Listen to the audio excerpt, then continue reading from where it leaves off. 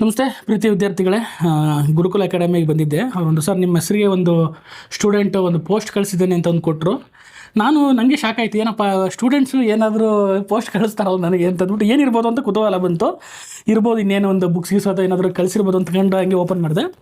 But ಒಬ್ಬ student ಏನು ಮಾಡಿದ್ದಾನೆ, ಒಂದಷ್ಟು ವರ್ಕ್ ಮಾಡಿ ಕ್ವಶನ್ಸ್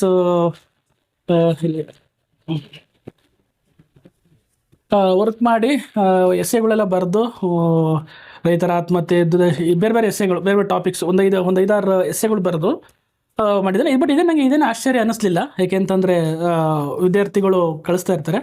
ಆದರೆ ನನಗೊಂದು ಲೆಟ್ರ್ ಬರೆದಿದ್ದಾನೆ ಪಾಪ ವಿದ್ಯಾರ್ಥಿ, ತುಂಬ ಚೆನ್ನಾಗಿ ಅವನೇನಾಗಬೇಕು, ಏನಾಗಬೇಕು ಜೀವನದಲ್ಲಿ, ಏನಾದ್ರು ಗುರಿ ಸಾಧಿಸಬೇಕು ಅನ್ನೋ ಒಂದು ಆಂಬಿಷನ್ ಈ ಲೆಟ್ರಲ್ಲಿ ನನಗೆ ಕಾಣಿಸ್ತಾ ಇತ್ತು. ನಾನು ತುಂಬ ವಿದ್ಯಾರ್ಥಿಗಳು ನೋಡಿದ್ದೀನಿ, ನನಗೆ ತುಂಬ ಜನ ಮೆಸೇಜ್ ಮಾಡ್ತಾರೆ, ಫೋನ್ ಮಾಡ್ತಾರೆ. ಬಟ್ ಲೆಟ್ರ್ ಬರೆದಿದ್ದು ಇದೇ ಫಸ್ಟ್ ಅನ್ಸುತ್ತೆ ನನಗೆ. ಒಬ್ಬ ವಿದ್ಯಾರ್ಥಿ ಲೆಟ್ರ್ ಬರೆದಿದೆ ಫಸ್ಟ್ ಅನ್ಸುತ್ತೆ. ಮೆಸೇಜ್ ಮಾಡ್ತಾರೆ, ಅದ್ರಲ್ಲಿ ಅವ್ರು ಹೇಳ್ತಾರೆ, ಸರ್ ನಾನು ಹಂಗಾಗಬೇಕು ಹಿಂಗಾಗಬೇಕು, ನಾವು ಅಲ್ಲಿ ಬಡವರು, ನಾವು ತುಂಬ ಪೂರ್ ಫ್ಯಾಮಿಲಿಯಿಂದ ಬಂದಿದ್ದೀವಿ, ನಮ್ದು ಹಳ್ಳಿ ಸರ್, ನಂಗೆ ಕನ್ನಡ ಬರಲಿ, ಈ ತುಂಬ ಸಮಸ್ಯೆಗಳು ಹೇಳ್ಕೊಂಡು ಮಾಡ್ತಾರೆ. ನಾನು ಅವ್ರಿಗೆ ಸಮಾಧಾನವನ್ನು ಮಾಡ್ತೀನಿ. ಆಮೇಲೆ ಅವ್ರಿಗೆ ಅದ್ರ ಜೊತೆಗೆ ನಾನು ಒಂದು ವರ್ಕ್ ಕೊಡ್ತೀನಿ. ಏನಾದ್ರು ಒಂದು PDF ಕಳಿಸ್ಬಿಟ್ಟು ಅಥವಾ ಒಂದು ಯಾವ್ದಾದ್ರು ಕ್ವಶನ್ ಪೇಪರ್ ಕಳಿಸ್ಬಿಟ್ಟು ಇದು ಬರೆದು ಕಳಿಸಿ ನನಗೆ ಅಂತ ಕಳಿಸ್ತೀನಿ. 100 ಜನ ಕಳಿಸಿದ್ರೆ ಆ ಥರದಲ್ಲಿ 90 ಜನ ಬರೆದು ಕಳಿಸಲ್ಲ ನನಗೆ ವಾಪಸ್ಸು. ಗೊತ್ತಾಗ್ತದೆ, ಆ ವರ್ಕ್ ಮಾಡಲ್ಲ. ಅಂದರೆ ಆ ಬದ್ಧತೆ ಇಲ್ಲ ಹುಡುಗರಲ್ಲಿ, ವಿದ್ಯಾರ್ಥಿಗಳಲ್ಲಿ. ಹಾಗಾಗಿ ಈ ವಿದ್ಯಾರ್ಥಿ ನಾನು ಏನು ಹೇಳಿರಲಿಲ್ಲ, ನನಗೆ ಗೊತ್ತೇ ಇಲ್ಲ, ಅವ್ನು ಯಾರು ವಿದ್ಯಾರ್ಥಿ ನನಗೆ ಗೊತ್ತೇ ಇಲ್ಲ. ಪಾಪ ಅವನೇ ಒಂದು ಲೆಟ್ರ್ ಬರೆದು ಪೋಸ್ಟ್ ಅಡ್ರೆಸ್ ತೊಗೊಂಡು, ಅದು ಗುರುಕುಲ ಅಕಾಡೆಮಿ ಅಡ್ರೆಸ್ ತೊಗೊಂಡು ಇಲ್ಲಿರ್ತಾರೆ ಸರ್ ಅಂತ ಅಂದ್ಬಿಟ್ಟು ಇಲ್ಲಿಗೆ ಪೋಸ್ಟ್ ಕಳಿಸಿ ಅದರದ್ದು ವ್ಯಾಲ್ಯೂಷನ್ ಮಾಡಿ ಅಂತ ಹೇಳಿದರೆ, ಖಂಡಿತ ಇಂಥ ವಿದ್ಯಾರ್ಥಿಗಳಿಗೆ ನಾವು ಮಾರ್ಗದರ್ಶನ ಮಾಡಬೇಕು. ಯಾಕೆಂತಂದರೆ ಸೆಲೆಕ್ಟ್ ಆಗೋರು ಗೊತ್ತಾಗ್ತಿದೆ. ಯಾರು ಸುಮ್ಮನೆ ನಾನು ನೋಟಿಫಿಕೇಶನ್ ಆದಮೇಲೆ ಓದ್ತೀನಿ ಅಥವಾ ಇದು ಮಾಡ್ತೀನಿ ಅನ್ನೋರು ಯಾವತ್ತೂ ಸೆಲೆಕ್ಷನ್ ಆಗೋಲ್ಲ. ಈಗ ಫಸ್ಟ್ ಕೆಲಸ ಮಾಡಿ ಆಮೇಲೆ ಏನು ಮಾಡ್ತಾರೆ, ನಮಗೆ ಕಳಿಸ್ತಾರೆ. ಗೊತ್ತಾಗ್ತದೆ. ಅಂದರೆ ಫಸ್ಟ್ ವರ್ಕ್ ಮಾಡಬೇಕು, ಆವಾಗಲೇ ನಿಮಗೆ ರಿಸಲ್ಟ್ಸ್ ಬರೋದು. ನಾನು ತುಂಬ ವಿದ್ಯಾರ್ಥಿಗಳು ನೋಡಿದ್ದೀನಿ. ಮಾತು ಅಂತಂದರೆ ಸುಮ್ಮನೆ ಹೇಳ್ತಿರ್ತಾರೆ, ಏನಂತ, ನಾನು ಇಲ್ಲ ಸರ್ ಹಂಗೆ ಮಾಡ್ಬೇಕು ಹಿಂಗೆ ಮಾಡ್ಬೇಕು. ಬಟ್ ವರ್ಕ್ ಮಾಡೋರು ತುಂಬ ಜನ ಕಡಿಮೆ ಇದ್ದಾರೆ.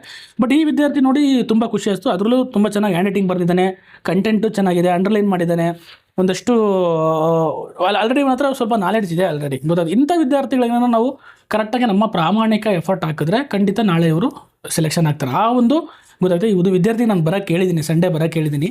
ಸಂಡೇ ಕೂತ್ಕೊಂಡು ಮಾತಾಡಿದಾಗ ಇನ್ನೊಂದಷ್ಟು ವಿಷಯ ಗೊತ್ತಾಗುತ್ತೆ.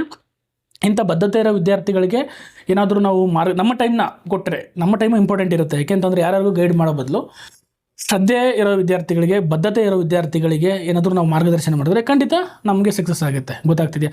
ಇಂಥ 10 ವಿದ್ಯಾರ್ಥಿಗಳು ಸಿಗಿದ್ರೆ ಸಾಕು, ನಾವು ಆರಾಮ್ಸೆ ಸಕ್ಸಸ್ ಮಾಡಿಸ್ಬೋದು. ಗೊತ್ತಾಗ್ತಿದೆಯಾ? ಹೇಳ್ತಾರಲ್ಲ, ಏನೋ ಒಂದು ಗುರಿ ಇಟ್ಕೊಂಡು ಅದಕ್ಕೆ ದುಡಿತಾ ಹೋಗ್ಬೇಕು. ಅಂಥ ವಿದ್ಯಾರ್ಥಿಗಳಿಗೆ ಮಾತ್ರ ಮಾರ್ಗದರ್ಶನ ಮಾಡೋದು. ಅದಕ್ಕೆ ಇದನ್ನು ನಿಮ್ಮ ಹತ್ರ ಹಂಚ್ಕೊಳ್ಬೇಕು ಅಂತ ಅನಿಸ್ತು ನನಗೆ. ತುಂಬ ವಿದ್ಯಾರ್ಥಿ, ಅದು ಲೆಟ್ರ್ ಬರೆದಂಥ ಪ್ರಥಮ ವಿದ್ಯಾರ್ಥಿ, ಅದು ಏನೋ ಅವ್ನು ಪರ್ಸ್ನಲ್ ಪ್ರಾಬ್ಲಮ್ ಹೇಳ್ಕೊಂಡೇನು ಬರೆದಿಲ್ಲ. ಅವನು ನನಗೆ ಗೈಡ್ ಮಾಡಿ ಸರ್, ನಾನು ಪ್ರಾಮಾಣಿಕವಾಗಿ ಓದ್ತೀನಿ, ನನಗೆ ಇದು ಮಾರ್ಗದರ್ಶನ ಮಾಡಿ ಅಂತ ಬರೆದಿದ್ದಾನೆ. ಆಯಿತು, ಮಾಡೋಣ. ಈ ವಿದ್ಯಾರ್ಥಿಗೆ ಬರೋಕ್ಕೆ ಕೇಳಿದ್ದೀನಿ, ಭಾನುವಾರ ಬಾ, ಅಕಸ್ಮಾತ್ ಈ ವಿಡಿಯೋ ನೀನು ನೋಡ್ತಾ ಇದ್ದರೆ ಖಂಡಿತ ನಿನಗೆ ಮಾರ್ಗದರ್ಶನ ಮಾಡೋಣ ಅಂತ ಹೇಳ್ತಾ, ಎಲ್ಲರಿಗೂ ಒಳ್ಳೆಯದಾಗಲಿ. ಚೆನ್ನಾಗಿ ಓದ್ಕೊಳ್ಳಿ. ಮುಂದಿನ ಪರೀಕ್ಷೆಗಳು ಬಂದೇ ಬರುತ್ತೆ. ಅವಕಾಶಗಳು ಸಿಗ್ತವೆ. ಅವಕಾಶ ಬಂದಾಗ ನೀವು ರೆಡಿ ಇಲ್ಲದೆ ಇದ್ದರೆ ತುಂಬ ಪ್ರಾಬ್ಲಮ್ ಆಗುತ್ತೆ. ಫಸ್ಟ್ ನೀವು ರೆಡಿ ಇರಿ, ಅವಕಾಶಗಳು ಸಿಗ್ತವೆ ಅಂತ ಹೇಳ್ತಾ ಎಲ್ಲರಿಗೂ ಒಳ್ಳೆಯದಾಗಲಿ.